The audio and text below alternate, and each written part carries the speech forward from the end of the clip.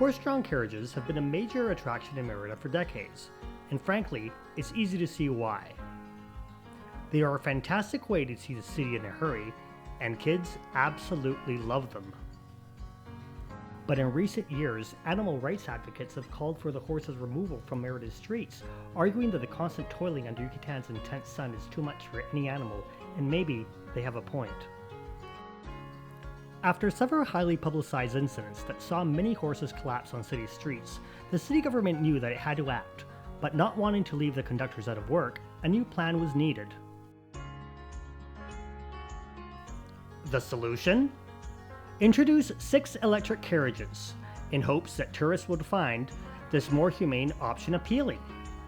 Much has been said about these new electric carriages, so I decided to give them a spin with my family and make up my mind for myself.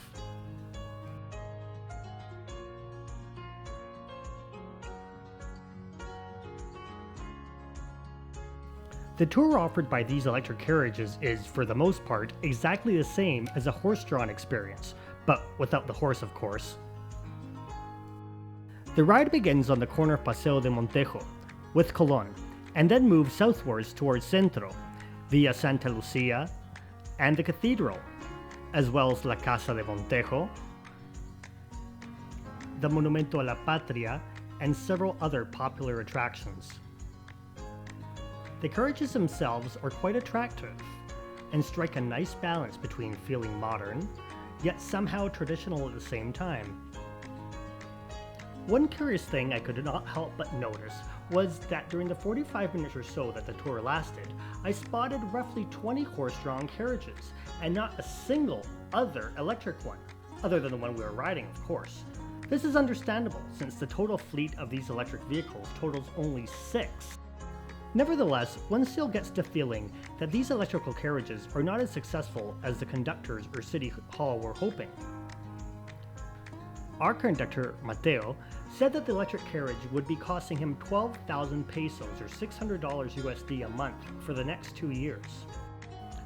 Our conductor Mateo also mentioned that since he began operating his carriage roughly 2 weeks ago, the best day he's had so far only totaled him 4 trips, and on some days, he has had zero zilch nada.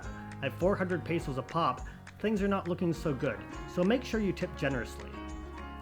All of the conductors we spoke to made a point of saying that the people that demanded that this service should be made available ought to really come out and support it. So, what's my review? In all honesty, I enjoyed the experience much more than I thought I would, and would be happy to recommend it to anybody who wants to tour the city horse-free. The one thing I have to confess I really missed was the rhythm of the horse's hooves on the pavement, which for some odd reason I find particularly soothing. That being said, I think that these horse-drawn carriages really offer good value to visitors and hope that they stick around. Though, to be honest, I don't really see them ever fully replacing the traditional horse-drawn carriages we have become accustomed to. This is nice, but the horsing one looks more fun. That's all for now. Don't mind us. We're just going to go enjoy a marquesita with solid trimmings.